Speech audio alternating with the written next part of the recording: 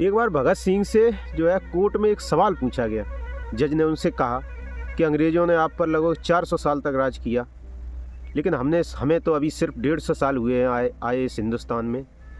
तो तब तो आपने कभी उन मुसलमानों पर, आपके लोगों ने, आपने कभी बम नहीं फेंका, इस तरह से कभी कोई विरोध नहीं किया।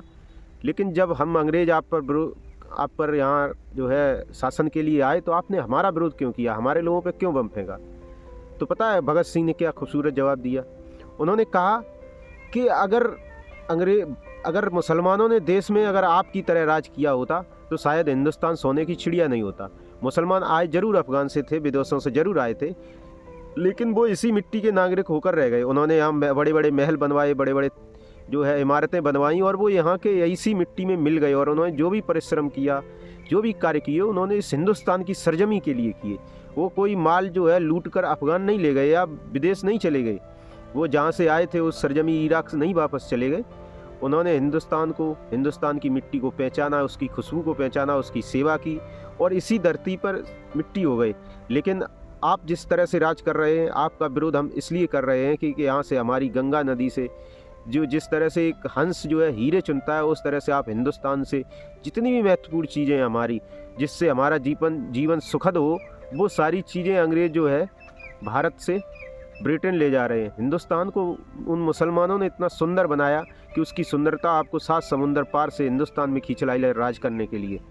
तो हमें उस चीज़ का विरोध है। जो भी औद्योगिक क्रांति है आपके यहाँ हिंदुस्तान में थी, वो सारी औद्योगिक क्रांति आप ब्रिटेन ले जा रहे हैं। हमें इसका विरोध है। अगर मुसलमान ने हमारे ऊपर 400 साल राज किया है, अगर वो हमारे हिंदुस्तान से हमारी चीज़ों को जिनसे हमारा जीवन यापन होता है, हमारी तरक्की होती है, हमारी कामयाबी होती है, उन चीज़ों को अगर इराक ले गए होते तो शायद हम उसका भी विरोध करते। लेकिन ऐसा नहीं है। कोई भी नागरिक दुनिया से जब भी प्रताड़ित हुआ है तो हिंदुस्तान ने उसको जो है हमेशा शरण दी है।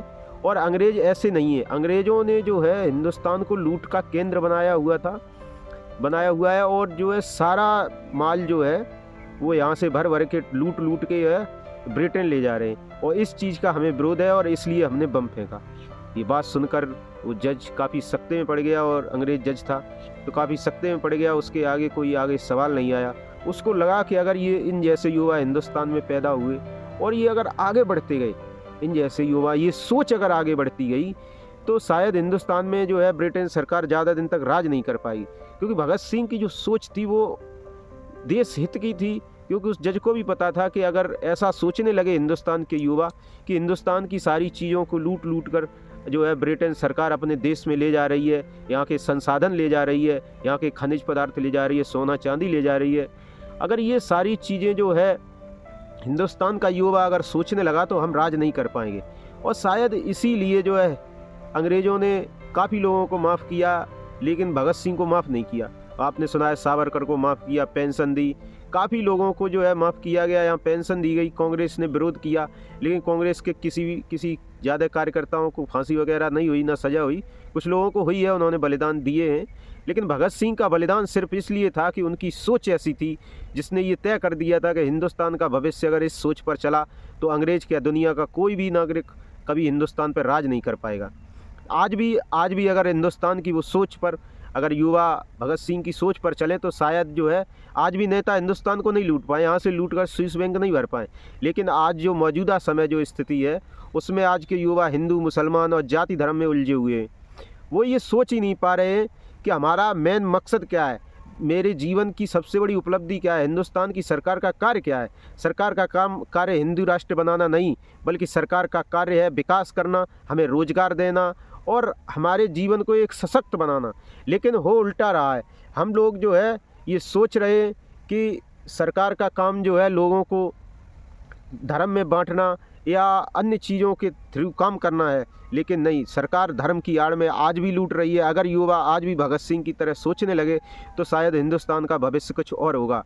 कभी हिंदुस्तान के जो राजनेता हैं उनके बच्चे विदेशों में पढ़ने जाते हैं, जिनकी सिर्फ ये 50,000 रुपये 60,000 रुपये महीने की सैलरी दिखाते हैं। जो नेता, उनके बच्चे अमेरिका में पढ़ रहे हैं। किस लिए पढ़ रहे हैं? क्योंकि वो लूट रहे हैं।